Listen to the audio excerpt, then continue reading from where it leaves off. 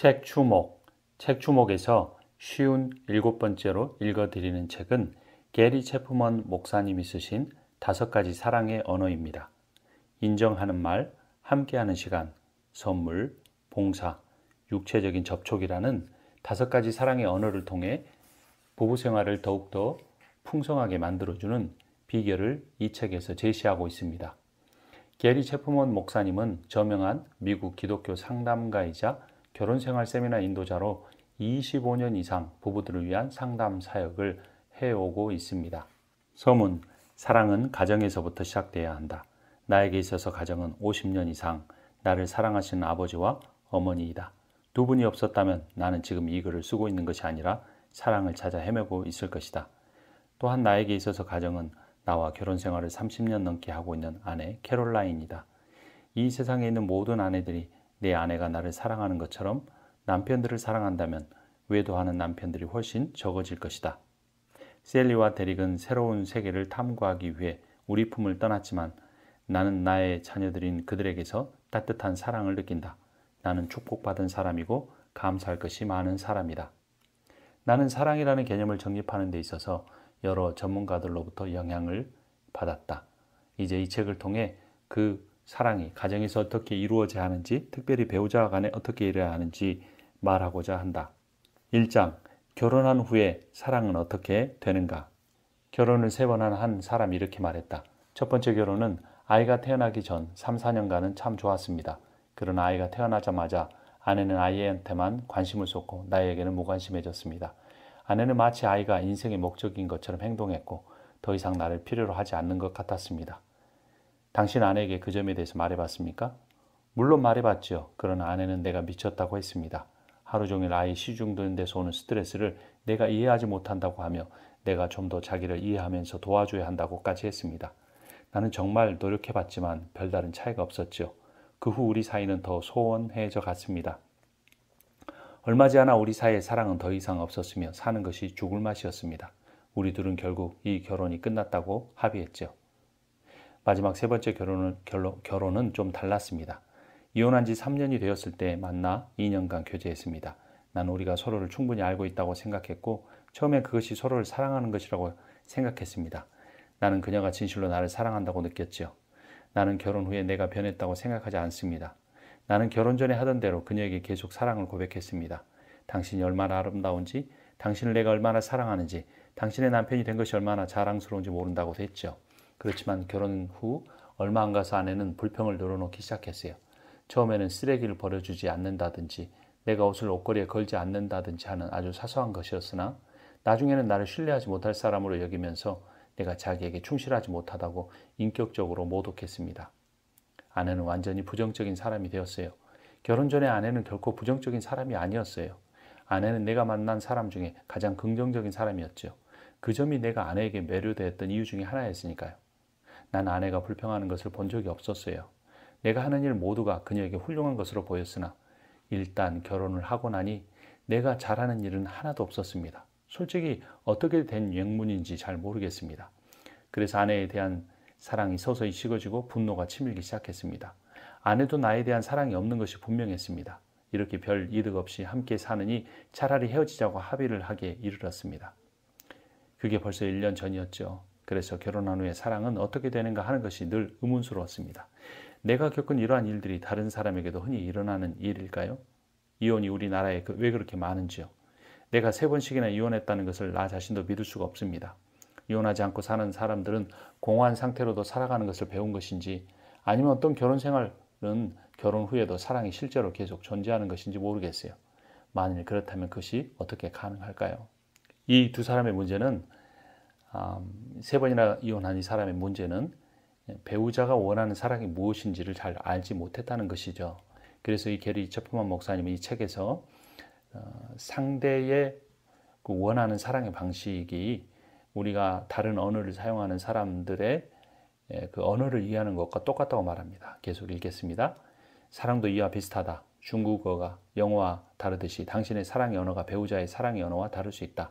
당신이 영어로 사랑을 표현하기 위해 아무리 노력한다 할지라도 당신의 배우자가 단지 중국어만 아는 사람이라면 당신이 배우자를 얼마나 사랑하는지를 배우자는 결코 이해할 수 없을 것이다. 20년간 결혼 생활 상담을 한 후 나는 기본적인 5가지 사랑의 언어, 즉 사람들이 사랑을 구사하고 이해하는 방법에는 5가지가 있다고 결론을 내렸다. 언어 체계에서는 한 언어에 여러 가지 방언이나 변형이 있을 수 있다. 기본적인 5가지 사랑의 언어 안에도 또한 여러 방언이 있다. 2장, 사랑의 그릇. 우리는 나는 핫도그를 사랑한다고 말하고 곧이어 나는 나의 어머니를 사랑한다고 말하기도 한다. 핫도그에 대한 사랑과 어머니에 대한 사랑이 같은가? 하지만 우리는 모두 다 love라고 하는 사랑한다는 말을 똑같이 사용한다.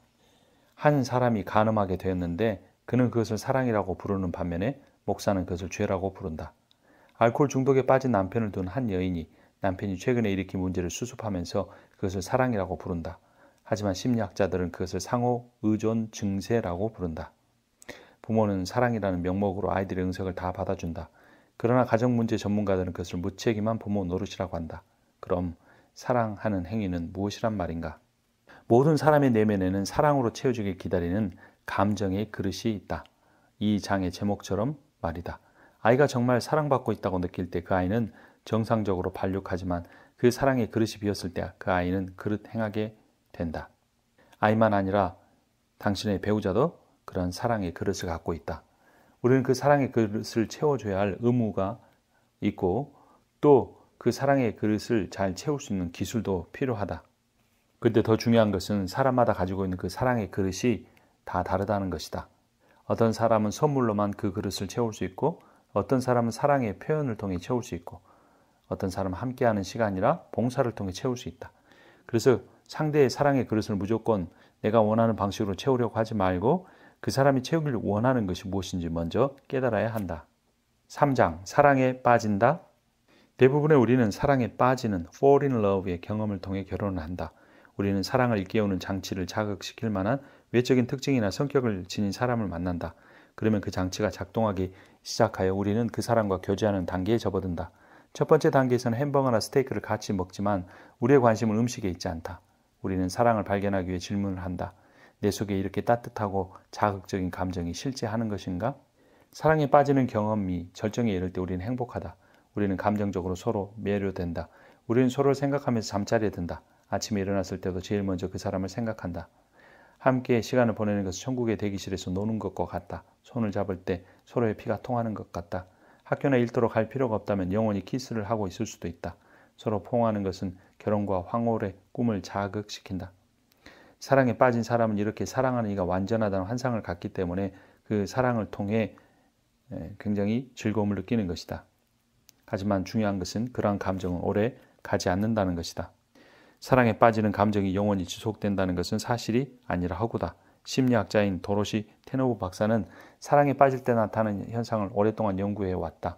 결혼한 부부들을 연구해 보니 정말 로맨틱한 사랑에 사로잡힌 기간은 평균 2년이라는 결론이 나왔다. 그보다 훨씬 더 짧은 경우들도 참 많다. 그 기간이 짧을 뿐만 아니라 사랑에 빠진 상태에서 행복감은 서로가 아주 긴밀한 관계를 가진다는 것도 허구라는 것을 알아야 한다. 그것은 감정적인 문제이고 호르몬의 문제지 실제로 깊은 관계 속으로 들어가게 하지도 못한다는 것이다. 그러므로 우리는 사랑에 빠지는 감정을 사랑이라고 부르지 않아야 한다. Falling in love와 loving은 다르다는 것이다. 사랑에 빠지는 것은 단지 생리적인 사랑이라고 불러야 한다. 미국에서 첫 번째 결혼의 40%가 이혼한다. 두 번째 결혼의 60%는 또한 이혼하고 세 번째 결혼의 75%가 역시 이혼하게 된다. 왜 이혼하고 다시 결혼하고 또 다시 이혼하고 결혼하고를 반복하는 것일까? 진정한 사랑과 사랑에 빠지는 것을 혼동하기 때문이다. 감정적 사랑은 사랑에 빠지는 것뿐이고 이러한 사랑은 이혼과 결혼을 반복할 수밖에 없다. 하지만 진정한 사랑을 알게 되면 상대가 좋게 느껴질 뿐만 아니라 부족하게 느껴질 때조차도 오히려 내가 그와 헤어지는 것이 아니라 그를 섬길 수 있게 되는 것이다. 4장, 인정하는 말. 마크 트웨인이 나는 한번 칭찬을 받으면 2달간은 잘 지낼 수 있다고 말한 적이 있다. 만약 6번을 칭찬을 받는다면 1년 동안 그는 행복할 수 있을 것이다. 어떤 사람에게 있어서 사랑의 언어는 인정하는 말이다. 칭찬하는 것이다. 성경에도 죽고 사는 것이 혀의 권세에 달려있다고 말한다. 근심이 사람의 마음에 있으면 그것으로 번뇌케 하나 선한 말은 그것을 즐겁게 한다라고도 했다. 상대의 사랑의 그릇이 칭찬하는 말로 채워진다면 우리는 그에게 정말 여러 가지 좋은 말들을 해 주어야 한다. 아내가 남편을 움직이게 하는 것 중에 가장 좋은 방법은 칭찬이다. 가장 좋지 않는 방법은 계속해서 그 사람을 조르는 것이다.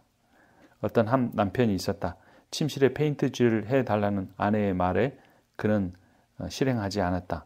몇 달 동안 말했지만 그는 실행하지 않았는데 어느 날 아내가 남편의 어떤 점에 대해 칭찬했을 때 그 남편은 갑자기 그 일이 아닌 오랫동안 미루어 놓았던 침실에 페인트칠하는 일을 하게 되었다. 남자는 조르고 그것을 하지 않는다고 그를 비판하는 것보다 아주 작은 일이라도 칭찬하면 잘 하게 된다. 결국 이 일을 성취하는 데서 오는 것이 아니라 관계 속에서 진정한 사랑이 발견된다는 것이다. 칭찬하는 말을 통해 아내의 사랑을 느끼고 그 사랑의 힘에 의해 아내가 원하는 일을 해주고 싶은 것이다. 사랑은 온유하다. 그래서 사랑의 감정을 말로 전달하고 싶으면 온유한 말을 써야 한다. 유순한 대답은 분노를 쉬게 한다는 잠언 15장 1절 말씀을 기억해야 한다. 만약 당신이 잘못했다면 기꺼이 자신의 잘못을 고백하고 용서를 구하는 말을 하라. 말은 너무나 중요한 것이다. 온유한 말만 아니라 겸손한 말을 해야 한다. 사랑은 상대방에게 부탁하는 것이 요구하는 것이 아니다. 내가 배우자에게 무엇을 요구할 때 나는 부모가 되고 배우자는 아이가 된다. 그것은 3살짜리 아이에게 당연히 해야 할 일을, 아니 꼭 해야만 하는 일을 지시하는 것과 같다. 때로는 아내가 남편을 이렇게 3살짜리처럼 다루기도 하는 것이 문제가 될 수 있다. 요구하는 것이라 아니라 부탁해야 한다. 당신이 배우자에게 정중하게 부탁할 때 당신은 배우자의 가치와 능력을 신뢰하게 되고 배우자는 그 신뢰를 바탕으로 당신이 원하는 것을 해주게 되는 것이다. 정중한 부탁은 사랑을 표현할 수 있는 가능성을 만들어낸다. 반면에 무례한 요구는 그 가능성마저 사라지게 만든다. 인간에게 있어서 가장 중요한 심오한 욕구는 누군가로부터 인정받고 싶어하는 욕구이다. 이 욕구를 채워줄 때 그 사람은 나를 위해서 어떠한 일이라도 해줄 수 있는 것이다. 5장 함께하는 시간. 어떤 사람의 사랑의 그릇은 함께하는 시간으로만 채워줄 수 있다. 아무리 좋은 말을 하고 선물을 해도 소용이 없다. 그 사람과 함께 시간을 보내주는 것이 중요하다. 둘만이 오붓하게 산보를 한다든지 외식을 한다든지 또 서로 마주보며 대화를 하는 시간을 갖는 것이다. 함께하는 시간은 바로 연대감, togetherness를 만들어낸다. 연대감이란 서로에게 관심을 집중시키는 것을 말한다. 함께하는 시간은 관계를 만들어낸다. 결혼 생활이 완성돼야 하는 과제나 해결하는 문제가 아님을 알아야 한다. 결혼 생활의 중요한 포인트는 하나의 관계이다. 이 사실을 잊어서는 안 된다. 그래서 함께할 때, 대화할 때 우리는 상대에게 내 시선을 고정시켜야 한다. 상대의 말을 들으며 동시에 다른 일을 해서는 안 된다. 몸짓으로 표현하는 것까지 주의 깊게 살펴야 한다. 상대의 감정에 주의를 기울이며 들어야 한다. 상대방의 이야기를 가로막아서는 안 된다. 6장 선물. 눈으로 볼 수 있는 사랑의 상징이 어떤 사람에게는 매우 중요한다. 결혼 반지나 생일 선물이나 기념일을 챙겨 기억하며 선물을 해주는 것에서 큰 사랑을 느끼는 사람들이 있다. 선물이라고 해서 꼭 비싼 비용을 지출해야만 하는 것은 아니다. 예쁜 카드를 만들 수도 있다. 자기의 손으로 무엇인가를 만들어 줄 수도 있다. 물론 그 사람이 어떤 종류의 선물을 원하는지 미리 잘 파악하는 것이 가장 중요할 것이다. 사랑하는 사람에게 선물을 하기 위해서 돈을 아끼지 말라. 어떤 면에서 배우자를 위해 선물을 구입하는 것은 가장 좋은 투자라는 사실을 알아야 한다. 사랑하는 배우자에게 투자하는 것은 바로 우량 주식에 투자하는 것과 같다. 한 남편이 수요일에 퇴근할 때 아이들에게 크래커 한 봉지씩 사다 주고 아내에겐 예쁜 화분 하나를 사다 주었다. 특별한 날도 아니었다. 장미꽃은 금방 시들지만 식물은 오래 살 수 있기 때문에 더 좋았다. 나는 꿈속을 헤매고 있는 듯 했다. 자신의 남편이 자신에게 또 자신의 자녀들에게 해주는 그러한 선물을 통해 그녀는 행복감을 느낀 것이다. 목요일에는 저녁 식사를 다 끝낸 후에 남편이 아내에게 카드를 하나 내밀었다. 항상 말로 사랑을 다 표현할 수 없기에 카드에 자기가 얼마나 아내를 사랑하고 있는지를 적었다는 것이다. 아내는 눈물을 흘리며 그에 달려가 껴안고 키스를 퍼부었다. 이처럼 선물이란 매우 중요하다. 7장 봉사. 어떤 사람의 사랑의 언어는 봉사를 하는 것이다. 가정을 위해, 배우자를 위해 봉사하는 것을 통해 자신의 사랑을 느낀다. 요리를 하고 식탁을 정리하고 설거지를 하고 옷장을 정리하고 진공 청소기로 청소를 하고 세면대에서 머리카락을 끄집어내고 거울에 붙은 오물을 닦아내고 차창에 붙은 죽은 벌레를 떼어내고 쓰레기를 버리고 아기 기저귀를 갈아주고 침실에 페인트 칠을 하고 책장에 먼지를 털어내고 차를 제때 정비하고 세차를 하고 창고를 청소하고 잔디를 깎고 가지를 치고 낙엽을 긁어 모으고 블라인드 틈에 먼지를 털어내고 개에게 산보를 시켜주고 고양이 오물을 치우는 어항물을 가는 것이 봉사라는 사랑의 행위들이 된다. 이러한 일들을 생각하고 계획을 세우고 시간을 내는 노력과 정력을 요구한다. 자발적으로 이런 일을 하면 정말 놀라운 사랑의 표현이 될 수 있다. 예수 그리스도께서도 제자들의 발을 씻기시는 사랑의 행위로 아주 훌륭한 본을 보여주셨다. 샌들을 신고 더러운 길을 걸어다니는 문화권에서는 손님이 자기 집에 당도하면 하인을 시켜 발을 씻겨주도록 했다. 예수께서는 제자들에게 서로 사랑하라는 본을 보이시려고 친히 대야 물을 떠다 허리에 수건을 두르시고 그들의 발을 씻기신 것이다. 이렇게 단순한 본을 보이심으로써 제자들도 그와 같이 행할 것을 권면하셨다. 8장 육체적인 접촉. 어떤 사람의 사랑의 언어는 육체적인 접촉을 하는 것이다. 예수 그리스도께서도 병자들을 고치실 때 그들을 직접 만져주셨다. 예수의 만져주심을 바라고 많은 유대인들은 자기 아이들을 예수님께로 데려왔다. 어렸을 때부터 육체적인 접촉, 신체적인 접촉을 통해 사랑을 느끼는 것은 그들의 건강한 정서를 만드는 데 있어서 매우 중요하다. 어떤 배우자에게 있어서 가장 중요한 사랑의 언어는 성관계이다. 그런데 상대 배우자가 그 성관계에 대해서 무관심할 때 아무리 맛있는 음식을 만들어주고 비싼 선물을 해주고 사랑의 고백을 해도 그는 사랑을 느끼지 못할 수가 있다. 그래서 우리는 항상 배우자의 사랑의 언어가 무엇인지 알려고 노력해야 한다. 부부간에 있어서 사랑의 언어로서 육체적인 관계를 갖는 것은 반드시 성관계를 의미만을 하지 않는다. 손을 잡아주거나 가볍게 포옹하거나 팔짱을 끼거나 하는 그런 일들을 통해서도 얼마든지 육체적인 접촉으로 사랑을 깨달을 수 있는 것이다.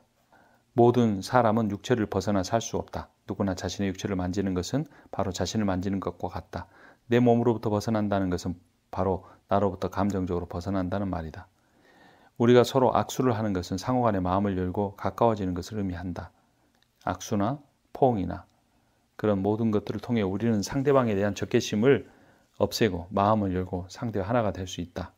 우리는 성적으로 개방적이고 자유로운 시대에 살고 있다. 그러한 여파로 배우자 상호간에 결혼 이외의 성관계를 아주 아름다운 것으로 여기고 이를 허용하며 사는 부부도 보게 된다. 하지만 그것은 잘못된 것이다. 왜냐하면 육체적 관계는 반드시 인격적인 사랑을 전제로 해야만 하기 때문이다. 더 나아가서는 하나님께서 맺어주신 관계라는 영적인 의미까지 부여하고 살아야 하기 때문에 자유분방한 그런 성관계는 이러한 인격적이고 영적인 관계를 파괴함을 깨달아야 한다. 배우자의 머리를 손으로 쓰다듬어 주어보라. 등 뒤를 쓸어 주어보라. 손을 잡아주거나 껴안고 어떤 그러한 사랑의 육체적인 관계를 육체적인 행위를 하는 것이 그에게 매우 중요한 사랑을 느끼는 그런 도구가 될 것이다. 9장 제1의 사랑의 언어를 발견하는 방법.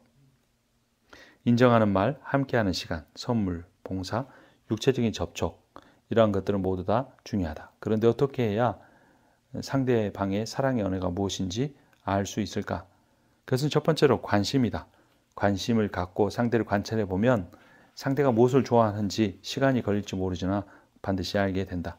가장 나쁜 것은 무관심이다. 상대가 무엇을 원하는지에 대해서 관심을 갖지 않고 내가 원하는 방식으로 상대에 대한 사랑을 표현하는 것은 가장 좋지 않은 것이다. 때로는 폭력적인 것이 될 수도 있다. 당신의 제1의 사랑의 언어는 무엇인가? 언제 배우자가 당신을 가장 많이 사랑한다고 느끼는가? 당신은 5가지 사랑의 언어 중 어떤 것을 원하는가? 그러한 자신에 대해서도 살펴보고 또한 자신의 그러한 원함을 상대방에게 표현할 수 있는 지혜가 필요하다. 자신의 사랑의 언어를 발견하기 위해 3가지 질문을 해보라. 배우자가 당신의 마음에 깊은 상처를 주는 것이 무엇인가?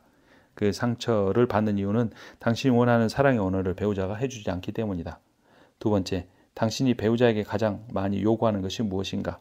요구하는 내용을 적어보고 정리하고 주제를 묶어보라. 그렇다 보면 당신의 사랑의 언어를 발견할 수 있게 될 것이다.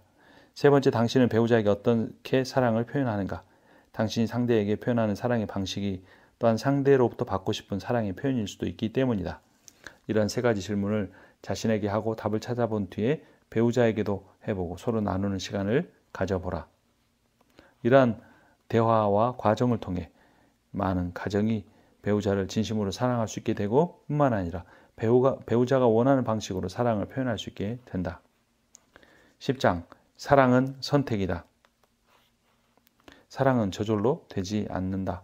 사랑은 노력해야 한다. 훈련해야 한다. 관심을 가지고 공부해야 한다. 사랑이 물론 과거를 돌이켜주진 않지만 미래를 변화시킬 수는 있다. 정말로 사랑하기 때문에 상대방이 원하는 것을 해주려는 그런 마음과 또 실천을 통해서 우리는 정말로 중요한 사랑을 깨달아가게 되고 느낄 수 있게 되는 것이다. 배우자의 욕구를 충족시키는 것은 우리의 선택에 달려 있다. 만일 내가 배우자의 사랑의 언어를 배워 계속 그 필요를 채워준다면 상대는 계속 사랑받고 있음을 느낄 것이다. 그렇게 되면 배우자가 사랑에 빠진 경험으로부터 벗어난 2년 지나 그런 사랑에 빠지는 감정을 느끼지 못할 때에도 정말 내 배우자가 나를 사랑하고 있구나라는 것을 깨달을 수 있게 될 것이다. 11장 사랑은 변화를 가져온다. 사랑은 명사가 아니고 동사라는 표현이 있다. 사랑은 결국 사람을 움직이는 거라는 거다.